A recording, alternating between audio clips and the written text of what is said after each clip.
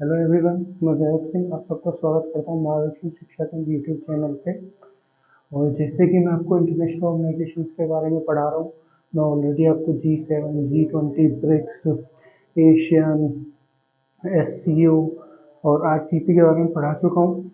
और मैं आज आपको क्वाड के बारे में बताऊँगा, क्वाड्रिलेटरल सिक्योरिटी डायलॉग के बारे में बताऊँगा। जो जिस जिस ऑर्गेनाइजेशंस के मैं बारे में पढ़ा चुका हूँ वो आपको मार्गदर्शन शिक्षा केंद्र यूट्यूब चैनल पे जाके प्लेलिस्ट मिलेगी इंटरनेशनल ऑर्गेनाइजेशंस के नाम पे, और आप सारा कुछ सब वीडियोस को वहाँ जाके देख सकते हैं। तो चलिए आज की वीडियो शुरू करते हैं। तो Quad, quadrilateral security dialogue, basically Quad है क्या? ये चार कंट्रीज का मतलब चार डेमोक्रेसीज का एक ग्रुप है, एक इनफॉर्मल ग्रुप है। फोर डेमोक्रेसीज का, चार डेमोक्रेसीज का एक इनफॉर्मल ग्रुप है ये। और ये जो चारों की चारों डेमोक्रेसीज है शेयर करती है कॉमन इंटरेस्ट को, कॉमन वैल्यूज को एंड कॉमन इंटरेस्ट को। चारों की चारों जो डेमोक्रेसीज हैं ये कॉमन वैल्यूज को, कॉमन इंटरेस्ट को फॉलो करते, मतलब शेयर करती हैं आपस में। तो इसके बाद देखते हैं ये चारों डेमोक्रेसी हैं कौन कौन, इसके मेंबर कौन कौन है। तो इसका फर्स्ट मेंबर है India, second Australia, then Japan और यूएसए। ये इस ग्रुप के चार मेंबर हैं। जैसे कि आप जानते होंगे क्वाड्रिलेटरल आपने मैथ्स में पढ़ा होगा, किस इस प्रकार से होता है, ये ऐसे करके क्वाड्रिलेटरल बनता है। तो इसके भी चार कोने होते हैं। तो इसी तरह ये चार कंट्रीज हैं, ये चारों कंट्रीज जो हैं मिलके एक क्वाड्रिलेटरल बनाती हैं। जैसे हम आगे आइए मैप में देखते हैं, ये मैप है हमारा, एक हैंड ये हाथ से बनाया हुआ रफ एक मैप है रफली। तो ये जैसे इंडिया है, यहाँ पे आपका जापान आएगा, ये जापान मान लीजिए, ये ऑस्ट्रेलिया हो गया और ये आपका यहाँ पे यूएस हो गया। तो अगर हम चारों को मिलाएं तो ये सॉरी ये और ये, अगर हम इसको देखें तो ये क्वाड्रिलेटरल बन गया। अगर हम इसको देखें तो ये क्वाड्रिलेटरल बन गया। मैं आपको दूसरे मार्कर से बना के दिखा देता हूँ। ये चारों कंट्रीज हैं, ये आपकी इंडिया है, ये जापान है, ये ऑस्ट्रेलिया है और ये यूएस है आपकी। तो एक साइड ये हो गई इसकी, एक साइड ये हो गई, एक साइड ये हो गई और एक ये साइड ये हो गई। तो ये क्वाड्रिलेटरल बन गया। यही चारों की चारों कंट्रीज इस ग्रुप की मेंबर है। ओके, चलिए आइए आगे देखते हैं इस ग्रुप के बारे में। इस ग्रुप का एजेंडा क्या है, मतलब ये ग्रुप किस लिए बनाया गया, इसका ऑब्जेक्टिव क्या है ग्रुप का? To ensure and support free, open and prosperous Indo Pacific region. Indo Pacific region क्या है, इस पूरे टॉपिक में, इस पूरी वीडियो में इंडो पैसिफिक बार बार आएगा। तो मैं आपको पहले बताता हूँ इंडो पैसिफिक क्या है यहाँ पे। तो अगर हम देखें, ये इंडियन ओशियन है आपका, और ये जो ओशियन है ये वाला, ये पैसिफिक ओशियन है आपका। वर्ल्ड का सबसे बड़ा ओशियन जो है पैसिफिक ओशियन है, आपने सुना होगा प्रशांत महासागर, हिंदी में आपको बताऊं तो ये पैसिफिक ओशियन है, ये आपका इंडियन ओशियन है। ठीक है, तो दो रीजन के बारे में हमको यहाँ पे जानना है, इंडो पैसिफिक और एशिया पैसिफिक। पहले हम देखते हैं इंडो पैसिफिक क्या होता है। तो यहाँ से अगर हम लें ये वाला एरिया पूरा, ये वाला जो एरिया है इसको बोलते हैं इंडो पैसिफिक। ठीक है, एक और मार्कर से मैं आपको एशिया पैसिफिक बताता हूँ। अगर ये वाला एरिया अगर हम लें, ये ये ये एरिया बोला जाता है एशिया पैसिफिक। तो अगर आप ध्यान से देखेंगे इन दोनों एरियाओं को, ये जो इंडियन ओशियन का रीजन है ये इंडो पैसिफिक में आता है, लेकिन एशिया पैसिफिक में इंडो एशियन का, इंडियन ओशियन का रीजन नहीं आता, खाली पैसिफिक वाला पार्ट आता है। और अगर हम इंडो पैसिफिक की बात करें तो इंडो पैसिफिक में आपका इंडिया जो है वो इंक्लूडेड है, लेकिन एशिया पैसिफिक में इंडिया इंक्लूडेड नहीं है। तो यहाँ पे हम बार बार इन दो टर्म की बात करेंगे, इंडो पैसिफिक और एशिया पैसिफिक की। शायद आपको समझ में आ गया होगा इंडो पैसिफिक रीजन कौन सा है, एशिया पैसिफिक रीजन कौन सा है। तो जो इंडो पैसिफिक रीजन है वहाँ पे जो भी काम हो रहा है, जैसे ट्रेड हो रहा है, मैरीटाइम ट्रेड हो रहा है, शिप आते जाते हैं यहाँ से, सब कंट्री ट्रेड करेंगे शिप में, तो ये सब पानी से, समुद्र से आएंगे जाएंगे जहाज, तो जो शिप होंगे वो आएंगे जाएंगे, तो वो आराम से जा सकें, या कोई भी यहाँ पे काम हो रहा है वो आराम से हो सके इंडो पैसिफिक रीजन में, इसलिए इन कंट्रीज ने ग्रुप को बनाया है। ठीक है, दूसरा है to ensure rule of law and freedom of navigation in Indo Pacific region. Rule of law का मतलब है यहाँ पे जो भी रूल इस रीजन के लिए बनाया, मतलब किसी भी रीजन के लिए जो भी रूल बनाया गया है वो रूल यहाँ पे फॉलो हो, ये रीजन कोई भी किसी रूल को तोड़े ना इस रीजन में, इसलिए इस ग्रुप को बनाया गया है कि इस रूल को रहने दिया जाए। और फ्रीडम ऑफ नेविगेशन, नेविगेशन का मतलब क्या होता है कि हम पानी के जरिए इधर उधर जाएं, शिप के द्वारा या बोट के द्वारा, उसको नेविगेशन कहते हैं। ठीक है, मतलब पानी में जो तैरने वाला काम होता है उसको नेविगेशन कहते हैं। तो यहाँ पे नेविगेशन करने की वो हो हमारे लिए आज़ादी हो, हम जिसको जहाँ भी जाना है जा सके, आराम से अपना काम कर सके। ठीक है, तो ये दो ऑब्जेक्टिव है, ऑफिशियल ऑब्जेक्टिव है इस ग्रुप के। एक तीसरा भी ऑब्जेक्टिव है इस ग्रुप का, वो है to counter China. Counter China का मतलब ये जितनी भी चारों की चारों कंट्री हैं, इनकी कोई ना कोई मसला, कोई ना कोई प्रॉब्लम चाइना से है। इंडिया की प्रॉब्लम हम सब जानते हैं, यहाँ पे ऊपर आप करो, यहाँ पे अरुणाचल प्रदेश की प्रॉब्लम है, यहाँ ऊपर लद्दाख वगैरह में सब प्रॉब्लम चाइना कर रहा है। स्टैंड ऑफ इतने सालों से चली, ये पूरे 1-2 साल होने हो गए इस स्टैंड ऑफ को। यहाँ पे लद्दाख में ऊपर गलवान वैली के साथ। ऑस्ट्रेलिया की अगर हम बात करें तो यहाँ पे बहुत सारे आइलैंड्स हैं, छोटी छोटी कंट्रीज हैं, उनको उनसे चाइना जो है पार्टनरशिप बना रहा है ऑस्ट्रेलिया को परेशान करने के लिए। अगर हम जापान की बात करें तो यहाँ पे जो चाइना है, ये चाइना है जैसे, तो चाइना का यहाँ पे कुछ आइलैंड्स हैं जिनको सेंकाकू आइलैंड बोलते हैं या फिर सोलोमन आइलैंड बोलते हैं। चाइना उनको सोलोमन आइलैंड बोलता है, जापान उनको सेंकाकू आइलैंड बोलता है। तो यहाँ पे एक सेंकाकू आइलैंड है जिनके बीच में, इन दोनों के बीच में, जापान और चाइना के बीच में डिस्प्यूट है। यूएसए की बात करें, यूएसए का डिस्प्यूट चाइना के लिए, आप जानती हो कि यूएस एक वर्ल्ड पावर है, लेकिन आजकल इकोनॉमिकली चाइना जो है वो यूएस को बहुत वो कर रहा है, बहुत ज़्यादा यूएस के साथ आने की कोशिश कर रहा है, बहुत ज़्यादा यूएस से लड़ रहा है कि टॉप पे कौन रहेगा, तो बहुत ज़्यादा उसकी डोमिनेंस को नीचे गिराने की कोशिश कर रहा है यूएस की वो। तो इसलिए चाइना और यूएस का भी आजकल बहुत वो चल रहा है प्रॉब्लम। तो ये चारों कंट्रीज का एक प्राइमरी ऑब्जेक्टिव ये भी है जो ऑफिशियली यहाँ पे नहीं बोला गया है, क्योंकि हमने ग्रुप किसी ने, मतलब हम ऑफिशियली ये नहीं बोल सकते कि हम चारों कंट्रीज में मिलकर एक कंट्री को काउंटर करने के लिए ग्रुप बना है, पर ये एक अनऑफिशियल ऑब्जेक्टिव इसका ये भी है, टू काउंटर चाइना। ओके, अब हम देखते हैं फॉर्मेशन ऑफ क्वाड। क्वाड कैसे कैसे बना, कैसे कैसे पूरा एक ग्रुप बना, क्वाड कैसे कैसे फॉर्मेशन में आया।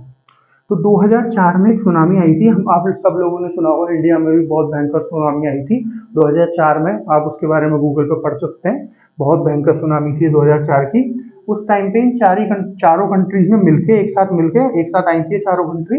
इन्होंने रिलीफ जो ऑपरेशंस थे इन चारों कंट्रीज ने एक साथ मिलकर किए। रिलीफ ऑपरेशंस में चाहे जो भी पीड़ित लोग हैं उनकी मदद करना, उनको रिलोकेट करना, उनको खाना प्रोवाइड कराना, ये रिलीफ ऑपरेशंस में ये सारी चीजें आती हैं। तो ये चारों कंट्रीज एक साथ मिलकर इन कंट्रीज ने ये रिलीफ ऑपरेशंस किए थे। तो यहाँ पे इन चारों कंट्रीज ने अपना पोटेंशियल देखा था कि हम एक साथ मिलकर काम कर सकते हैं। उसके बाद 2007 में एशियन की मीट चल रही थी, तो वहीं पे जहाँ एशियन की मीट चल रही थी, कंट्रीज भी वहां पे थी। तो इन कंट्रीज ने, चारों की चारों कंट्रीज ने साथ में मिलकर एक मीटिंग करी। ठीक है, और उस मीटिंग के दौरान जो जापान के उस टाइम के प्राइम मिनिस्टर थे जिनका नाम है शिंजो आबे, आपने अभी सुना होगा थोड़े दिन पहले ही, अभी 2-3 महीने पहले ही उनकी मृत्यु हो गई है। उनको एक गन शूट आउट में मार दिया, वो एक जगह खड़े होकर भाषण दे रहे थे, वहां पे किसी ने उनको गोली मार दी। तो उनके बारे में आपने सुना होगा। जो जापान के उस टाइम पे प्राइम मिनिस्टर थे 2007 में, शिंजो आबे, उन्होंने एक आइडिया पिच किया। ये आइडिया कि हम चारों कंट्रीज हम देख चुके हैं ऑलरेडी कि हम साथ में मिलकर अच्छे से काम कर सकते हैं, तो क्यों ना हम सब मिलकर आपस में ग्रुप बना लें जिसका नाम क्वाड रखें। हम एक ग्रुप बना लें चारों कंट्रीज मिलकर और उस ग्रुप का नाम क्वाड रखा जाए। ये उन्होंने 2007 में प्रपोज किया है, बोला उन्होंने, है ना। ठीक है, तो ये बात चली रही थी। बात चलने के दौरान 2008 में यहाँ से यूएस, जो ऑस्ट्रेलिया था, चौथी कंट्री ऑस्ट्रेलिया है, बाकी देखिए इंडिया, ऑस्ट्रेलिया, जापान, यूएसए, तो जो ऑस्ट्रेलिया है उसने इस ग्रुप से विड्रॉ कर लिया, मतलब बाहर चली गई। क्यों बाहर चली गई? क्योंकि जैसे ही चाइना ने देखा ये सब कंट्री एक साथ आ रही है और ये मेरे ऊपर अपनी पावर ला सकती है, मुझे दबा सकती है, तो चाइना ने इसको बहुत प्रेशर किया। मतलब चाइना का प्रेशर जब बहुत ज्यादा आया है ऑस्ट्रेलिया के ऊपर, तो ऑस्ट्रेलिया ने ग्रुप को छोड़ दिया। अब ऐसा क्या हो गया कि ऑस्ट्रेलिया जो है चाइना के प्रेशर में आ गया। अगर हम ट्रेड की बात करें ऑस्ट्रेलिया और चाइना के ऊपर, तो जो ऑस्ट्रेलिया है ये बहुत ज़्यादा डिपेंड करता है चाइना के ऊपर अपनी ट्रेड के लिए, बहुत सारी चीज़ चाइना से खरीदता है, बहुत सारी चीज़ चाइना को देता भी है, तो इसलिए ट्रेड चाइना के साथ ऑस्ट्रेलिया को बहुत अच्छा है। तो ट्रेड जो है खराब ना हो जाए, इसलिए ये चाइना के प्रेशर में आ गया ऑस्ट्रेलिया, और इसने इस ग्रुप से बाहर जाने का फैसला कर लिया, ठीक है। और जैसे ही ऑस्ट्रेलिया इस ग्रुप से बाहर गया, ये ग्रुप दब गया, मतलब ठंडे बस्ते में चला गया। इसके बाद इस पर कोई काम नहीं हुआ, ठीक है। फिर 2012 में दोबारा से जो जापान के प्राइम मिनिस्टर थे, इस टाइम अभी भी जापान के प्राइम मिनिस्टर शिंजो आबे ही थे, 2012 में भी इन्होंने दोबारा से प्रपोज किया कि इस टाइम क्या करते, इस टाइम इन्होंने क्या प्रपोज किया, एक वो प्रपोज किया एक सिक्योरिटी पैक्ट साइन कर लेते हैं हम कंट्रीज, जिसका नाम होगा डेमोक्रेटिक सिक्योरिटी डायमंड। ये एक पैक्ट होगा, हम सारी कंट्री एक सिक्योरिटी पैक्ट साइन कर लेते हैं, जो इंडो पैसिफिक रीजन, मतलब इंडो पैसिफिक उस टाइम पे बात नहीं करते थे, बस ये जो रीजन है इंडो पैसिफिक उस टाइम पे टर्म नहीं थी, बस ये जो रीजन है ये समझिए, इसी रीजन की बात कर रहे थे यहाँ पे। ये जो रीजन है पूरा आपका इंडो पैसिफिक वाला, इस रीजन के लिए सिक्योरिटी हम लोग प्रोवाइड कर सकें, है ना। और जो चाइना का नेवल, क्योंकि 2012 में चाइना की जो मिलिट्री थी वो बहुत ज़्यादा ग्रो कर रही थी, इकोनॉमिकली चाइना बहुत ज़्यादा ग्रो कर रहा था, तो जो चाइना की नेवल पावर बढ़ती चली जा रही थी उसको भी हम लोग काउंटर कर सकें, तो इसलिए इस सिक्योरिटी पैक्ट को बनाते हैं, ताकि ताकि चाइना ना हम लोगों को ना किसी और कंट्री को इस रीजन में परेशान कर सके, ठीक है। इसलिए इन्होंने प्रपोज किया कि हम एक ग्रुप बना लेते हैं, ये वाला 2012 में जापान ने। लेकिन उस टाइम भी इस पर कोई काम नहीं हुआ, उस टाइम भी ऐसे ठंडे बस्ते में पड़ा रहा। फिर जब 2014-15 के आसपास, जब चाइना बहुत ज़्यादा ग्रो करने लगा इकोनॉमिकली, और जो यूएस की डोमिनेंस थी उसको चैलेंज करने लगा, तो 2007 में डोनाल्ड ट्रंप ने, जो यूएस के प्रेसिडेंट थे उस टाइम पे, उन्होंने इस ग्रुप को दोबारा से जीवित करने की कोशिश की, और 2007 में ऑस्ट्रेलिया से भी बात की कि ऑस्ट्रेलिया दोबारा से इस ग्रुप को ज्वाइन करे, और जैसे ही ऑस्ट्रेलिया ने ग्रुप को ज्वाइन किया, ऐसे ये ग्रुप दोबारा से उसमें आ गया, अपने स्टार्ट हो गया ये ग्रुप दोबारा से, अपने पावर गए इस ग्रुप ने दोबारा गेन कर लिया, और दोबारा से ये ग्रुप आ गया ऊपर, मतलब इस टाइम ये ग्रुप बन गया और इसमें काम होना स्टार्ट हो गया 2017 में। तो 2017 में बेसिकली ये ग्रुप स्टार्ट हुआ है, जो इसने पावर गेन किया वो 2017 में किया, ठीक है। आइए अब इस ग्रुप के बारे में थोड़ा सा आगे जानते हैं। अब हम इस ग्रुप में इंडिया के पर्सपेक्टिव से बात कर लेते हैं, ये ग्रुप इंडिया के लिए क्यों जरूरी है, इंडिया इस ग्रुप के लिए पार्ट क्यों बना रहा। जब ऑस्ट्रेलिया यहाँ से बाहर हो गया था इतने सालों के लिए, तो इंडिया भी हो सकता था, लेकिन पूरे 8-10 सालों के लिए इंडिया इस ग्रुप का पार्ट बना रहा। तो इंडिया क्यों बना रहा, पहला काउंटर चाइना। अगर हम चाइना की बात करें तो इंडिया तो चाइना को बहुत सालों से फेस कर रहा है, 62 से फेस कर रहा है, 62 की वॉर इंडिया लड़ा था, और उसके बाद चाइना से कहीं ना कहीं कॉन्फ्लिक्ट होती रहती है इंडिया की। तो इंडिया के लिए तो बहुत जरूरी है चाइना को काउंटर करना, तो इसलिए इंडिया इस ग्रुप का पार्ट बनना चाहता था कि ये इतनी बड़ी बड़ी कंट्री जो चाइना से पीड़ित है ऑलरेडी, ये भी मेरे साथ आ जाए तो मैं चाइना को बड़े आराम से चाइना को काउंटर कर सकता हूँ, ठीक है। तो इसलिए इंडिया इस ग्रुप का पार्ट बना रहा। दूसरा, emerging as net security power, net security provider. Net security provider का मतलब क्या है, अगर हम इस रीजन की बात करें, आपके इंडो पैसिफिक रीजन की बात करें, इस रीजन की, तो ये जो इंडियन ओशियन है, पूरा ये ओशियन, इस पर सबसे ज़्यादा डोमिनेंस किसकी है, इंडिया की।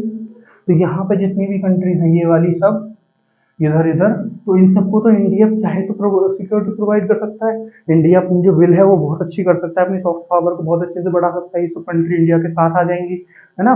तो इसलिए इस ग्रुप के द्वारा इंडिया इस रीजन को संभाल इस ग्रुप के बना सकता है। लेकिन जब इस ग्रुप के साथ इंडिया आ जाता है तो और बड़ी बड़ी कंट्री आ जाती हैं, तो ये सारी कंट्री और ज़्यादा इंडिया पर विश्वास करें, तो इसलिए ये इंडिया की जो सिक्योरिटी पावर है उसको बढ़ाएगा, और इन कंट्रीज का जो विश्वास है वो इंडिया पर बढ़ाएगा, इसलिए भी इंडिया के लिए ज़रूरी था।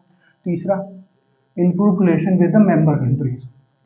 ये जो मेंबर कंट्रीज हैं, मेंबर कंट्रीज कौन कौन सी हैं इसकी, इंडिया, ऑस्ट्रेलिया, जापान और यूएसए। तो इंडिया इन तीनों कंट्रीज के साथ अपने रिलेशंस को और अच्छा कर सके, चाहे वो ट्रेड रिलेशन हो, चाहे वो किसी और तरह का रिलेशन हो, पीपल टू पीपल रिलेशन हो, या कुछ सोशल रिलेशन हो, कल्चर रिलेशन हो, इन सब कंट्रीज के साथ अपना बढ़ा सके उस रिलेशन को, इसलिए भी इंडिया के लिए ग्रुप जरूरी था। अगला, इंक्रीज इंडिया सॉफ्ट पावर। मैंने अभी आपको बताया जब इंडिया इन सब कंट्रीज को सिक्योरिटी प्रोवाइड करेगा, इन सब कंट्रीज से जो मेंबर कंट्रीज है जैसे ऑस्ट्रेलिया, जापान, यूएसए, इनके साथ अच्छा रिलेशन रहेगा इंडिया का, तो इंडिया की सॉफ्ट पावर भी बढ़ेगी, लोग भी इंडिया की उसको जानेंगे। सॉफ्ट पावर का मतलब क्या होता है? सॉफ्ट पावर का मतलब होता है कि आपने फोर्स नहीं दिखाया अपनी पावर दिखाने का, मतलब कोई मिलिट्री पावर यूज नहीं करी, कि आपने किसी को डराया धमकाया नहीं है, बस जैसे आपके यहाँ कोई घूमने है, टूरिज्म आपके यहाँ पसंद आया, उसको तो वो सबको जाके बताएगा इंडिया में ये चीज़ बहुत अच्छी थी, ये सॉफ्ट पावर में आ जाता है। आप आपका कोई आदमी आप उनको पसंद है, जैसे कोई मूवी पसंद आ गई बॉलीवुड मूवी, उस मूवी से वो इन्फ्लुएंस हुआ, वो सॉफ्ट पावर में आ जाता है। तो ऐसी पावर जिसमें किसी बंदूक गोली का इस्तेमाल ना हो, किसी को डराया धमकाया ना जाए, उसको सॉफ्ट पावर कहते हैं। तो इंडिया अपनी सॉफ्ट पावर को भी बढ़ा सकता है इस ग्रुप में आके, इसलिए भी इंडिया के लिए ग्रुप जरूरी था। तो to counter China emerging as a net security provider, to improve relations with the member countries or country around Indian Ocean or the Pacific Ocean, मतलब इंडियन ओशन के पास जो कंट्री है और पैसिफिक ओशन के पास जो कंट्री है उनके साथ रिलेशन करने के लिए, और मेंबर कंट्री के साथ रिलेशन करने के लिए, और अपनी सॉफ्ट पावर बढ़ाने के लिए, चाहे वो मेंबर कंट्रीज में बढ़ाए, चाहे आसपास की कंट्रीज में बढ़ाए, या कोई और कंट्री भी जब इंडिया देखेगा इंडिया को इतने बड़े ग्रुप में इंडिया पार्ट है, इसमें इतनी इंपॉर्टेंट कंट्री है, तो इंडिया की सॉफ्ट पावर और कंट्रीज में बढ़ेगी, यूरोप में या अफ्रीका में और जगह भी बढ़ेगी। अब आगे देखते हैं कंसर्न। इंडिया के लिए कंसर्न क्या है इस ग्रुप में, जो इंडिया के हिसाब से नहीं है इस ग्रुप में। पहली चीज, फोकस ऑन वेस्टर्न पैसिफिक। आइए जानते हैं वेस्टर्न पैसिफिक क्या है। ये पूरा पैसिफिक है आपका, यहाँ से लेकर यहाँ से बात करूँ मैं, यहाँ से लेकर यहाँ तक, ये आपका पैसिफिक है, ये जो है ये आपका पैसिफिक ओशियन है, ये जो पूरा है ये आपका पैसिफिक ओशियन है। ओके, तो अगर हम यहाँ पे वो बना लें direction, north south east west, focus on western Pacific. तो जब हम चाइना को काउंटर करने की बात करते हैं, तो ये जो तीन कंट्रीज हैं आपकी, जापान, ऑस्ट्रेलिया, यूएस, इनके लिए क्या इंपॉर्टेंट है? इनके लिए तो ये वाला एरिया इंपॉर्टेंट है, ये वाला, ये जो वेस्टर्न पैसिफिक का एरिया है। इंडिया के लिए कौन सा रीजन इंपॉर्टेंट है? ये वाला। इंडिया के लिए ये वाला रीजन इंपॉर्टेंट जो इंडियन ओशियन, और ये वाला रीजन है साउथ पैसिफिक वाला। तो इन सब कंट्रीज के लिए जब ये वाला एरिया इंपॉर्टेंट है, तो ये सब तो इस वाले एरिया पे फोकस करना चाहेंगे, लेकिन इंडिया इस वाले एरिया पे फोकस करना चाहता है, तो इसलिए थोड़े से कॉन्फ्लिक्ट ऑफ इंटरेस्ट है। इसलिए इन दोनों इन सब के ग्रुप के बीच में थोड़ी सी डिफरेंसेस आ जाते हैं कि ये एक एरिया पे काम नहीं करना चाहते, इसलिए ये किसी और, ये इस एरिया पे काम करना चाहते हैं, इंडिया इस एरिया पे काम करना चाहते हैं। Okay, next, India security concern ignored. तो इस सेंटेंस का मतलब है, ये जो सेंटेंस लिखा है, जो इंडिया की सिक्योरिटी कंसर्न है, जो इंडिया की सिक्योरिटी प्रॉब्लम्स है, जो इंडिया की सिक्योरिटी जो है उसमें जो भी चीज प्रॉब्लम कर रही है उसको इग्नोर किया जाता है इस ग्रुप में, उसको ध्यान नहीं दिया जाता उसको। ऐसा क्यों बोल रहे हैं?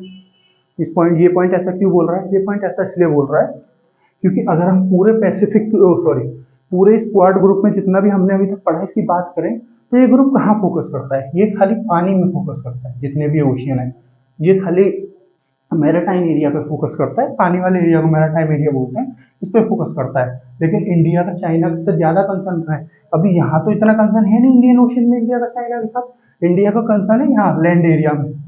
तो इंडिया अगर खाली इस ग्रुप के साथ फोकस करेगा तो यहाँ तो फोकस कर नहीं पाएगा इंडिया, तो इंडिया को दोनों जगह फोकस करना पड़ता है। तो इंडिया के लिए, लेकिन ये जो कंट्रीज तीनों ये यहाँ फोकस कर नहीं रही इंडिया के साथ, ये तो खाली यही करेंगे क्योंकि इनका जो इंटरेस्ट है वो इस जगह पे है, इस पानी वाले एरिया में, तो इस वजह से भी इंडिया के लिए ग्रुप थोड़ा सा कंसर्न करता है। ओके, अब देखते हैं क्वाड के चैलेंजेस। क्वाड में क्या क्या चैलेंजेस है, ठीक है, इंडिया के पर्सपेक्टिव से नहीं, पूरे क्वाड के पर्सपेक्टिव से। पहला, अनडिफाइंड विजन। अब यहाँ पे क्यों बोल रहे हैं अनडिफाइंड विजन क्यों है? क्योंकि हम ऑलरेडी हम इसका ऑब्जेक्टिव फिर भी पढ़ चुके हैं, फिर भी हम बोल रहे हैं विजन डिफाइंड है। क्यों? जब ये इसके एजेंडा दिए गए थे ग्रुप के, ये ऑब्जेक्टिव दिए गए थे पहले 2007 में जब ये ग्रुप बनाया था, उस टाइम पे ये जो थे खाली यही जो थे ऑब्जेक्टिव्स के दिए गए थे, लेकिन जो काउंटरिंग चाइना वाला ऑब्जेक्टिव है वो उस टाइम पे नहीं था, क्योंकि इस टाइम पे चाइना इतना बड़ा एक कंट्री नहीं हुआ करती, चाहे इकोनॉमी की बात करें चाहे आर्मी के पर्सपेक्टिव से बात करें।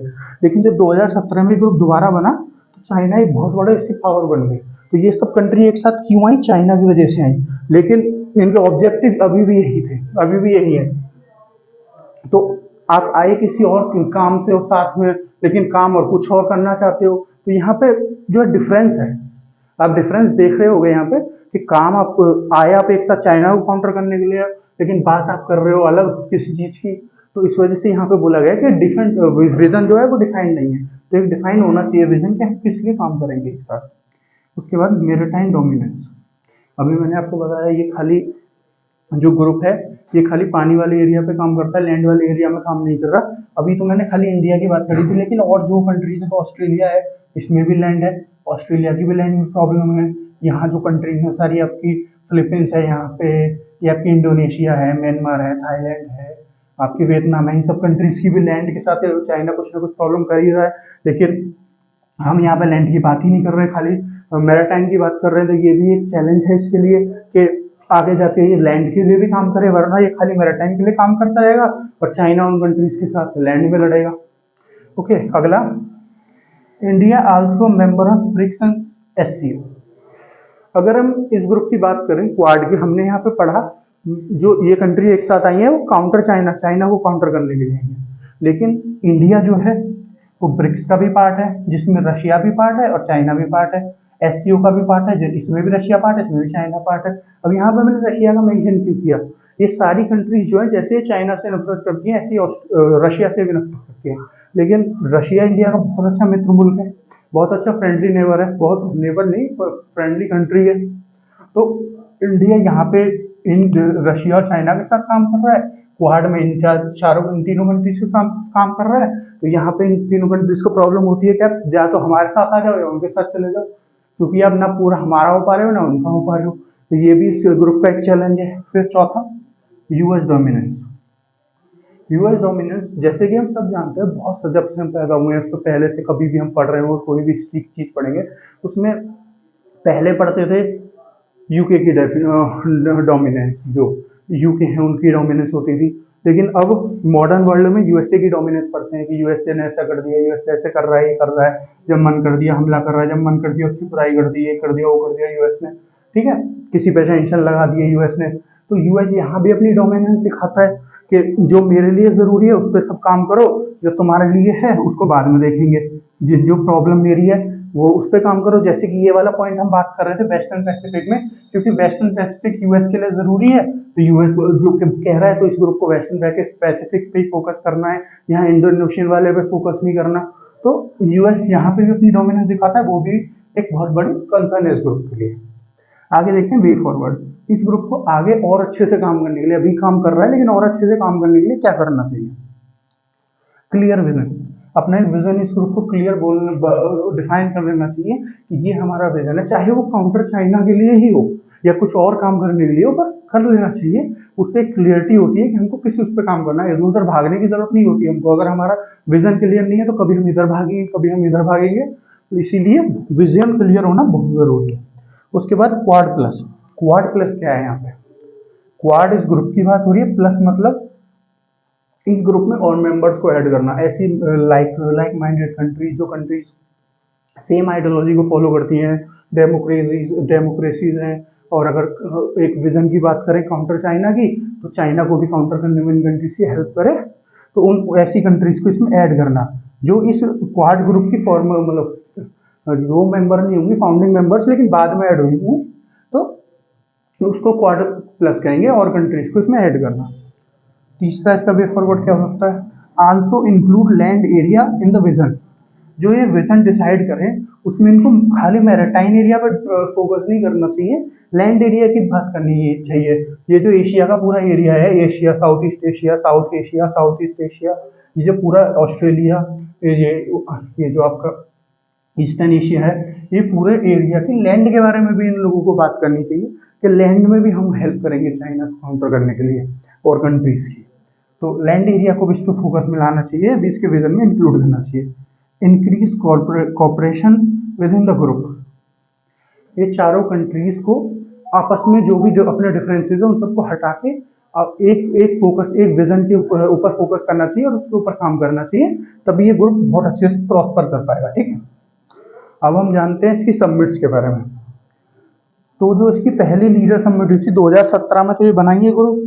तो जो इसकी पहली लीडर सबमिट हुई थी, उससे पहले भी इसकी सबमिट होती थी 2017 के, मतलब 2017 और 21 के बीच में। लेकिन वो जो मेन लीडर है, जैसे हमारे पीएम मोदी जी हैं ऐसे, या इनके प्रेसिडेंट है जैसे यूएस के, इनके बीच में नहीं होती थी।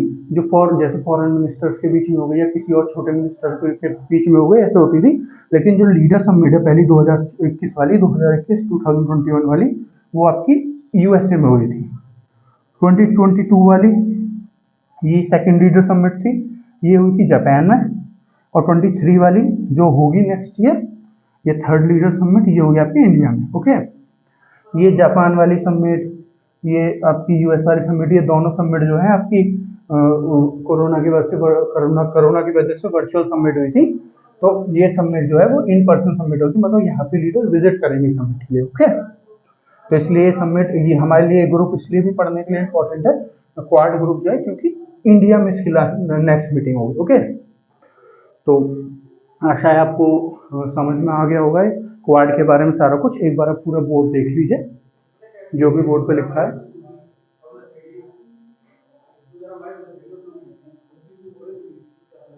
तो फ्रेंड्स, आज के लिए इतना ही। आशा आपको पार्ट्स के बारे में समझ आ गया होगा, और जो भी मैंने इससे पहले टॉपिक्स पढ़ाए उनको आप जाके प्लेलिस्ट में देख सकते हैं, मार्गदर्शन शिक्षा के यूट्यूब चैनल पे।